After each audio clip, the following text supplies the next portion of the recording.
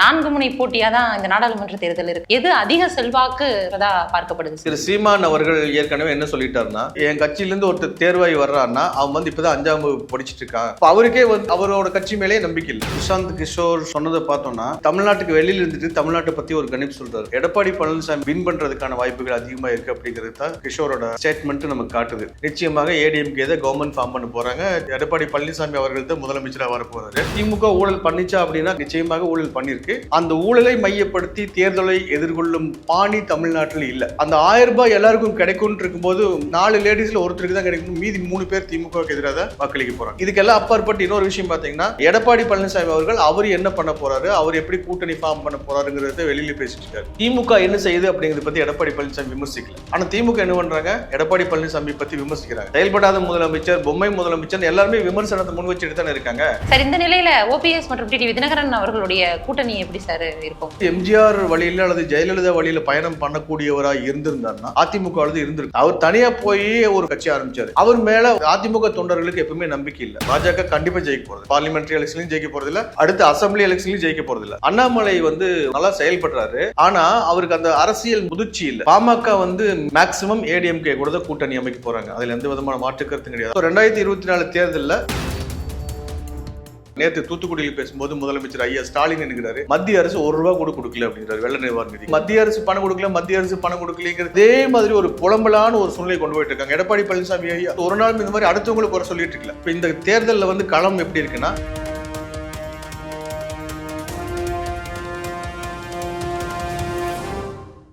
Study in Singapore, Mauritius. Easy entry to Canada, UK, Europe, Australia, New Zealand. For admission contact 7904-710-512. லகரம் நேயர்களுக்கு வணக்கம். இன்றைய சிறப்பு நேர்காணல்ல நம்மளோட இணைஞ்சிருக்கிறாங்க மூத்த பத்திரிகையாளர் திரு எல்டிஆர் அவர்கள். வணக்கம் சார். வணக்கம்மா சார். 2024 நாடாளுமன்ற தேர்தலை ஒட்டி பல்வேறு கட்சிகளும் மிகப்பெரிய ஒரு அரசியல் செல்வாக்கோட நகர்ந்துட்டு வராங்க. இதுல பிரசாந்த் கிஷோர் என்ன சொல்லியிருக்கிறாரு அப்படின்னா, இபிஎஸ் அவர்களை குறைச்சு மதிப்பிடக்கூடாது அப்படின்ற மாதிரி சொல்லியிருக்கிறாங்க. இபிஎஸ் அவர்களுக்கு இந்த நாடாளுமன்ற தேர்தல் எப்படி இருக்கும் சார்? அதாவது முதல்ல பிரசாந்த் கிஷோர் சொன்னதை பார்த்தோம்னா, அவரு போன எலெக்ஷன் டிஎம்கேக்காக ஒர்க் பண்ணார். அவரோட ஐபேக் கம்பெனி வச்சு ஒர்க் பண்ணினாரு. அதுக்கு ஒரு சார்ஜ் வாங்கியிருக்காரு. இந்த முறை அவர் வரல. ஆனால் அவர் தமிழ்நாட்டுக்கு வெளியில் இருந்துட்டு தமிழ்நாட்டை பற்றி ஒரு கணிப்பு சொல்கிறார். அவர் பேசுகிறதே ஓரளவுக்கு திமுக சப்போர்ட்டடாக பேசுகிற மாதிரி தான் எனக்கு தோணுது. பட் அவரே எடப்பாடி பழனிசாமி அவர்களை குறைத்து மதிப்பிட வேண்டாம் அப்படின்னு ஒரு எச்சரிக்கை திமுக விடுக்கிறார். அப்படின்னா எடப்பாடி பழனிசாமி அவர்களோட செல்வாக்கு அதிகரிச்சிருக்கு. அவருக்கு அதிக வாக்குகள் கிடைக்கும். அதிக இடங்கள்ல அவரோட கட்சி, அவரோட வேட்பாளர்கள் வின் பண்றதுக்கான வாய்ப்புகள் அதிகமாக இருக்கு அப்படிங்கிறது தான் இப்போ கிஷோரோட ஸ்டேட்மெண்ட் நமக்கு காட்டுது. இதை தாண்டி கூட்டணி அப்படிங்கிறதுலையும் எடப்பாடி பழனிசாமி ஒரு சிறந்த நிர்வாகியா, ஏற்கனவே அவர் ஒரு மிகச்சிறந்த நிர்வாகின்னு பேர் வாங்கியிருக்கார்.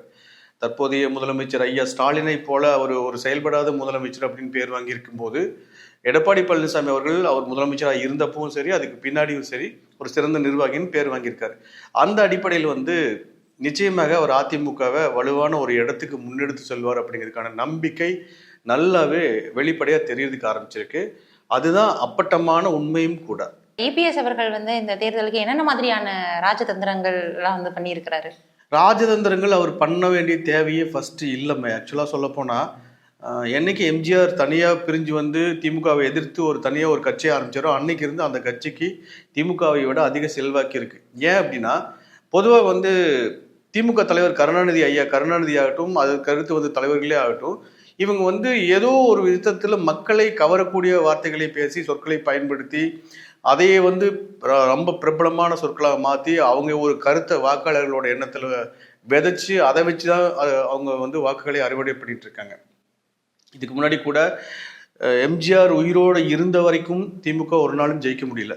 அதாவது எம்ஜிஆர் தனி கட்சி ஆரம்பித்த பின்னாடி ஒரு நாளும் திமுக முதலமைச்சராக ஐயா கருணாநிதி வர முடியல. அதுக்கடுத்து செல்வி ஜெயலலிதா ஆட்சி முடிஞ்ச பின்னாடி கூட திமுக நாங்கள் இதெல்லாம் மக்களுக்கு பண்ணியிருக்கிறோம் அப்படிங்கிற மாதிரி ஒரு ஆர்குமெண்ட் வச்சு அவங்க ஜெயிக்கல. அதாவது ஜெயலலிதா அவர்கள் இந்த மாதிரி ஊழல் பண்ணியிருக்காங்க அப்படிங்கிற ஒரு கருத்தை முன்வைத்து தான் அந்த கட்சியிலே அந்த எலெக்ஷன்லாம் அவங்க ஜெயிச்சாங்க. அதுக்கு முன்னாடி திமுக ஊழல் பண்ணிச்சா அப்படின்னா கண்டிப்பாக நிச்சயமாக ஊழல் பண்ணியிருக்கு. ஆனால் அதுக்கு முன்னாடி ஒரு கட்சி தலைவர் ஊழல் பண்ணினா அந்த ஊழலை மையப்படுத்தி தேர்தலை எதிர்கொள்ளும் பாணி தமிழ்நாட்டில் இல்லை. இப்போ எம்ஜிஆர்லாம் வந்து கருணாநிதியோட, அதாவது கட்சி தனியாக வந்து கட்சியை ஆரம்பிக்கும் போது வந்து கருணாநிதி இப்படி நிதித்துறையிலாம் பொருளாதாரம் சார்ந்து சில குளறுபடிகளை பண்ணியிருக்காரு, சரியான நிதி மேலாண்மை இல்லை அப்படிங்கிற குற்றச்சாட்டுகளை முன்வைத்து வந்தால் கூட அவர் வந்து அவருக்குன்னு தனி செல்வாக்கு இருந்தால் அந்த செல்வாக்கு பயன்படுத்தி தான் ஆட்சி அமைச்சார். அதுக்கு பின்னாடி 91ல் ஜெயலலிதா வந்து அவங்க தனிப்பட்ட ஒரு செல்வாக்கை பயன்படுத்தி அதிமுக வந்து மீட்டெடுத்து மறுபடியும் வந்து பதவிக்கு வந்தாங்க. அதுக்கடுத்து 89ல் திமுக வந்தப்ப எல்லா ஊர்லேயும் வந்து பாக்கெட் சாராய கடைகளை அறிமுகப்படுத்தினாங்க. அது மக்கள்கிட்ட பெருமளவில் எதிர்ப்பை வாங்கி கொடுத்தது. ஆனாலும் ஜெயலலிதா வந்து அவங்க என்ன பண்ண போறாங்க அப்படிங்கிறத பிரச்சாரம், அவங்க ஃபர்ஸ்ட் கையெழுத்து அந்த சாராயத்தை ஒழிக்கிறதுக்கு தான் ஃபர்ஸ்ட் கையெழுத்து போடுன்னு சொல்லி அவங்க தான் அந்த பாக்கெட் சாராயத்தை ஒழிச்சாங்க. அப்படி இருக்கும்போது அதிமுக அதுக்கு பின்னாடி எலெக்ஷன்ல கூட 96ல் ஜெயலலிதா மேல குற்றம் சாட்டி தான் திமுக ஜெயிச்சுது. திருப்பி 2001ல் அதிமுக ஜெயிச்சு வந்த பின்னாடி கூட 2006லையும் மறுபடியும் வந்து ஜெயலலிதாவுக்கு எதிரான வாதங்களை முன்வைத்தது அதிமுக ஜெயிச்சுது. அதுக்கு பின்னாடி 2011ல் செல்வி ஜெயலலிதா வந்து கருணாநிதியை எதிர்த்தே மிகப்பெரிய அளவில் பிரச்சாரம் பண்ணினாங்க. அதை தொடர்ந்து அவங்களுக்கு வெற்றியும் கிடைச்சது. அதுக்கடுத்த 2016 தேர்தலையும் திமுகவுக்கு வெற்றி வாய்ப்பு கிடைக்கல. ஸோ அவங்க ஆரம்பத்திலிருந்தே வந்து ஒரு பிம்பத்தை பதிவு செஞ்சு அந்த பிம்பத்தை பெருசாக்கி அதை மக்கள் வாக்காளர்களோட எண்ணத்தில் விதைச்சு வெற்றி பெறும் சூழ்நிலை இருந்துட்டு இருக்கு. ஆனால் அதிமுக வந்து அவங்க செய்கிற வேலையை பண்ணிட்டு இருக்காங்க. அதே மாதிரி இப்போ எடப்பாடி பழனிசாமி அவர்கள் கூட கடந்த தேர்தலில் 2019 நாடாளுமன்ற தேர்தலில் என்ன நடந்துன்னு கேட்டிங்கன்னா, ஒரு பேனர் விழுந்து ஒரு லேடி இறந்துட்டாங்க. ஸ்கூட்டரில் போயிட்டு இருந்த ஒரு லேடி, அவங்க ரோட்டில் போயிட்டு இருக்கும்போது பேனர் விழுந்து இறந்துட்டாங்க. இது ஒரு துயரமான சம்பவம். இதுக்கடுத்து 8 வழி சாலை பிரச்சனை ஒன்று, அப்புறம் சாத்தான்குளம் காவல்துறையில் லாக்அப் டெத்து, அப்புறம் தூத்துக்குடி ஸ்டெர்லைட் துப்பாக்கி சூடு. இந்த 4 விஷயங்களை வந்து பெரிய அளவில் முன்னெடுத்துட்டு போய் வாக்காளர்களோட மண்டையில் ஏற்றி தான் அதை வச்சு தான் அதிமுகவுக்கு எதிராக வந்து பெரிய ஒரு அலையை உருவாக்குனாங்க. அதுக்கு பின்னாடி இப்போ திமுக ஜெயிச்சு வந்த பின்னாடி லாக்அப் டெத் நடக்கலையான்னு பார்த்தா அப்பவும் நடந்துட்டு தான் இருக்கு. துப்பாக்கி சூடு நடந்துட்டு, என்கவுண்டருங்க நடந்துட்டு தான் இருக்கு. அதை தாண்டி அந்த வாட்டர் டேங்க்ல வந்து ஒரு தண்ணி குடிக்கிற தண்ணியில் போய் ஏதோ ஒன்று கலந்து விட்டாங்களே ஒரு ஊர்ல, அந்த சம்பவம் நடந்து 1 வருஷத்துக்கு மேலாயும் குற்றவாளிகள் யார் அப்படின்ட்டு இதுவரை அது வந்து உலக அளவில் கவனத்தை ஈர்த்த ஒரு சம்பவம். வெங்கை வெயில் பிரச்சனை எனக்கு அந்த வேர்டு சொல்றதுக்கே அருவருப்பா இருக்கு. அதனாலதான் நான் வந்து எதையோ கலந்து விட்டாங்கன்னு சொல்றேன். ஸோ அந்த பிரச்சனையில சமூக நீதி பேசுற இவங்க விளிம்பு நிலை மக்கள் இருக்கிறவங்க, சமூகத்தில் கடைக்கோடியில் இருக்கிறவங்களுக்கு தேவையான நடவடிக்கைகளை எடுப்பதில் பெரிய தோல்வியை சந்திச்சிருக்காங்க அப்படின்னு நம்ம எடுத்துக்கலாம். அது இல்லாம பஸ்ல வந்து பெண்களுக்கு இலவச பயணம் சொல்லிட்டு அதை ஒரு அமைச்சர் வந்து நீ ஓசியில் டிராவல் பண்றேன்னு சொல்றாரு. மாணவிகளுக்கு இப்போ எலெக்ஷன் பிரச்சாரம் பண்ணினப்ப என்ன சொன்னாங்கன்னா, இல்லத்தரசிகளுக்கு 1000 ரூபாய் தரோன்னாங்க. அது வந்து 1 வருஷத்துக்கு மேலாயும் கொடுக்கல. கடைசியில ஈரோடு இடைத்தேர்தல் நடந்தப்ப வேற வழியே இல்லாம நாங்க செப்டம்பர் மாசத்துலேருந்து அந்த பணத்தை கொடுக்குறோம்னு அனௌன்ஸ் பண்ணாங்க. அதையும் வந்து எல்லா இல்லத்தரசிகளுக்கும் கொடுக்குறோம்னு சொல்லிட்டு கடைசியில அதுக்கு ஒரு தகுதியை நிர்ணயம் பண்ணாங்க. இந்த தகுதியில வந்து 3ல் 1 பங்கு இருக்கிறவங்களுக்கு தான் பணம் வருது அப்படிங்கிற மாதிரி தான் நான் கேள்விப்படுறேன் எனக்கு தெரிஞ்சப்போ. ஸோ அந்த 1000 ரூபாய் எல்லாருக்கும் கிடைக்கும்னு இருக்கும்போது 4 லேடிஸ்ல ஒருத்தருக்கு தான் கிடைக்கும், மீதி 3 பேர் திமுகவுக்கு எதிராக தான் வாக்களிக்க போறாங்க. அதாவது எல்லாத்தையும் சமமாக கருதுறோம்னு சொல்லிட்டு ஒருத்தருக்கு கொடுத்து ஒருத்தர் கொடுக்காம விட்டு அது வாக்காளர்களோட மனநிலையில திமுகவுக்கு எதிர்ப்பான ஒரு நிலையை தான் உருவாக்கும். அதை தாண்டி இப்போ வேங்கை வயல் சம்பவம் ஒன்று, அமைச்சர் பேசுறது ஒன்று, அப்புறம் கவர்மெண்ட் ஸ்கூலில் படித்த பொண்ணுங்களுக்கெல்லாம் மாதம் 1000 ரூபாய் கொடுக்குறேன்னாங்க. அதுக்கு ஒரு அமைச்சர் என்ன சொல்றாரு, அம்மாவுக்கும் 1000 பொண்ணுக்கும் 1000. அம்மாவுக்கு தெரியாமல் நீ மொபைல் ஃபோன் வாங்கி பேசலாம், சினிமாவுக்கு போகலாம், இப்படியெல்லாம் ஒரு அமைச்சர் பேசலாம். ஒரு அமைச்சர் வந்து பொறுப்பாக எப்படி ஒரு பொது அரசு துறையில் அமைச்சராக இருக்கிறவங்க எவ்வளவு பொறுப்புடன் செயல்பட வேண்டும் அப்படிங்கிறது அவங்களுக்கு தெரியவே இல்லை. அதை தாண்டி செந்தில் பாலாஜி ஊழல் கேஸில் அவரே குற்றத்தை ஒப்புக்கிட்ட ஒரு கேஸில் ஜெயிலில் இருந்துட்டு இருக்காரு. அமைச்சர் பதவி இப்போதான் கிட்டத்தட்ட 7-8 மாதத்துக்கு பின்னாடி அமைச்சர் பதவியை ரிசைன் பண்ணியிருக்காரு.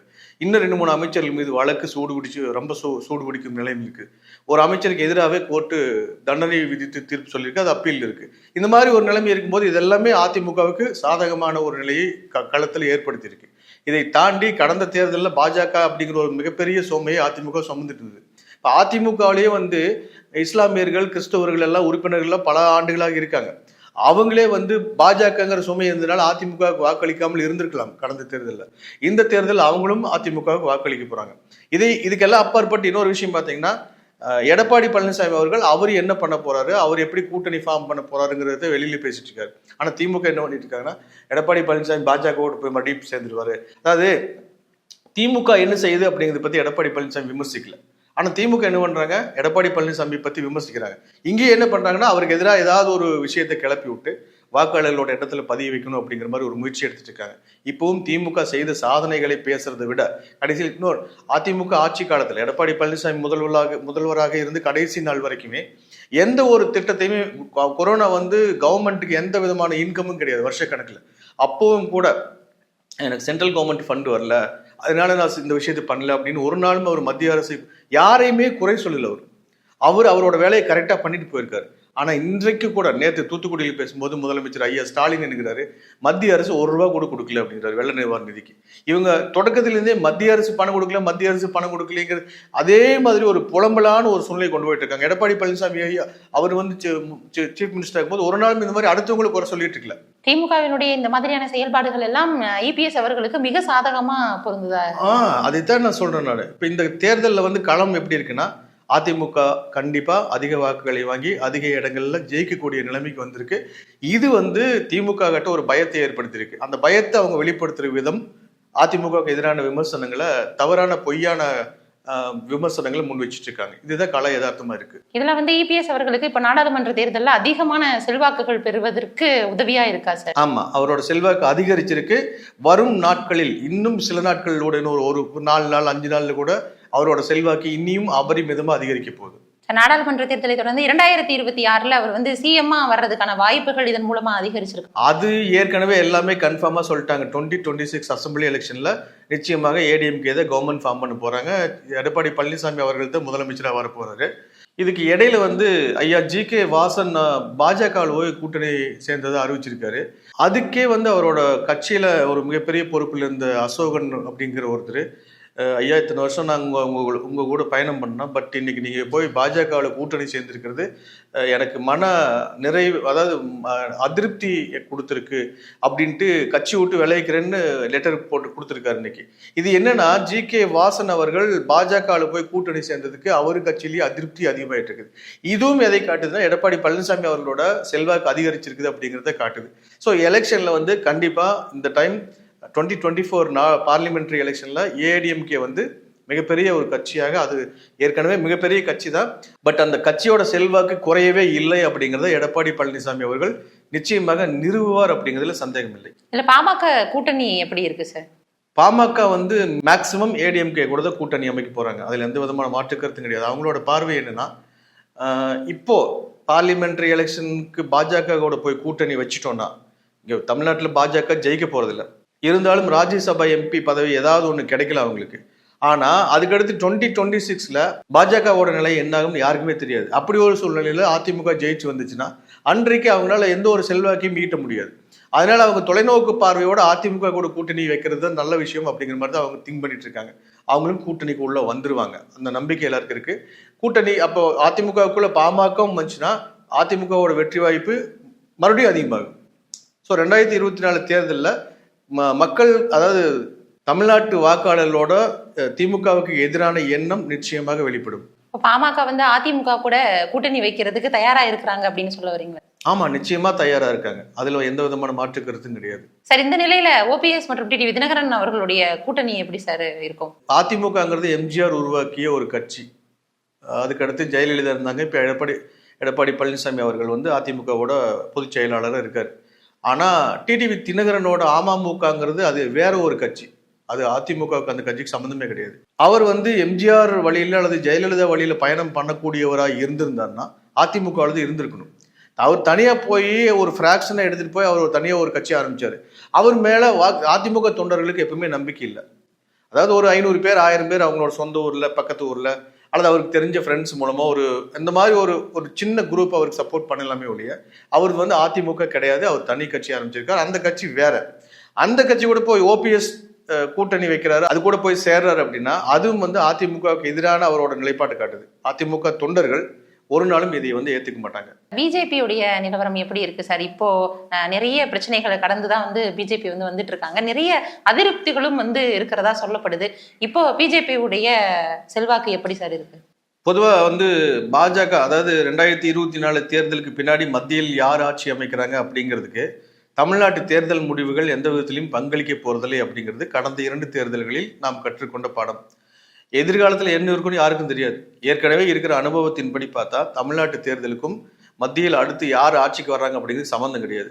ஸோ பாஜக வந்து தமிழ்நாடு பாஜக அப்படிங்கிறத மையப்படுத்தி பார்த்தோம்னா அண்ணாமலை வந்து ஒரு இளம் தலைவராக நல்லா செயல்படுறாரு. ஆனா அவருக்கு அந்த அரசியல் முதிர்ச்சி இல்லை, அவருக்கு ஒரு மெச்சூரிட்டி இல்லாதனால இப்போ யானை எப்படி அழகா குடிச்சிட்டு போயிட்டு அதே மண்ணவாரி அதோட உடம்புலயே போட்டுக்கும், அது மாதிரி அவரு ஏதோ ஒன்று பண்ணிட்டு கடைசியில் அவரே எல்லாத்தையும் கெடுத்துறாரு. ஒரு பழமொழி சொல்லுவாங்க, வெண்ணெய் திரண்டு வரும்போது பானை உடைந்த கதைமாங்க. அப்படி வந்து அவரே வந்து நல்லா கொண்டு போயிட்டு உடைச்சிடுறாரு. இது வந்து அவரோட அரசியல் முதிர்ச்சியின்மை காட்டுது. அரசியல் முதிர்ச்சிங்கிறது அதாவது தேர்தல் அரசியல்ல அரசியல் முதிர்ச்சிங்கிறது ரொம்ப ரொம்ப ரொம்ப முக்கியமான விஷயம். அது இபிஎஸ் அவர்களுக்கு நிறைய இருக்குன்னு சொல்ல வரீங்க. ஆமா, அதுதான் இபிஎஸ்க்கு வந்து அரசியல் முதிர்ச்சி இருக்கிறதுனாலதான் ஒரு சிறந்த நிர்வாகத்திறனோட பல முடிவுகள் எடுக்க முடியுது.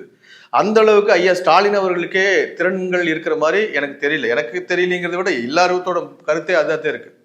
ஏன்னா செயல்படாத முதலமைச்சர், பொம்மை முதலமைச்சர் எல்லாருமே விமர்சனத்தை முன் வச்சுட்டு தானே இருக்காங்க. அப்போ எடப்பாடி பழனிசாமி அவர்கள் சிறந்த நிர்வாகியா இருந்துட்டு இருக்காரு, அது ரொம்ப முக்கியம். பாஜகவோட தமிழ்நாடு மாநில தலைவருக்கு அந்த அரசியல் முதிர்ச்சி இல்லை. அரசியல் முதிர்ச்சி இல்லைங்கும் போது இந்த சிறியோர் இட்ட வெள்ளாமை விளையும் ஆனால் வீடு வந்து சேராதுன்னு ஒன்று சொல்லுவாங்க ஒரு பழமொழி கிராமங்கள்ல. அவருக்கு சுத்தி இருக்கிறவங்கள அவர் கடைசியில் அவரோட கட்சிக்கு வாக்களிப்பாங்களே இல்லையான்னு சந்தேகம், அது வாய்ப்பே கிடையாது. ஏன்னா ஒரு டிவி ஷோல வந்து ஒரு சினிமா நடிகை என்னமோ யாரும் கரெக்டாக அவங்க பேர் ஞாபகம் இல்லை, 1 கோடி பேர் அவங்களுக்கு டிவி ஷோவில் வாக்களிச்சிருக்காங்க. அந்த 1 கோடி பேர் தமிழர்களா, வெளிநாட்டில் இருக்கிறவங்களா, தமிழ்நாட்டில் இருக்கிறாங்களா, கேரளாவில் இருக்காங்களா அப்படின்ட்டு இல்லை. அவங்க உண்மையில ஒரு எலெக்ஷன்ல வச்சு வந்து போட்டா நிச்சயமா அந்த 1 கோடி பேர் வாக்களிக்க மாட்டாங்க.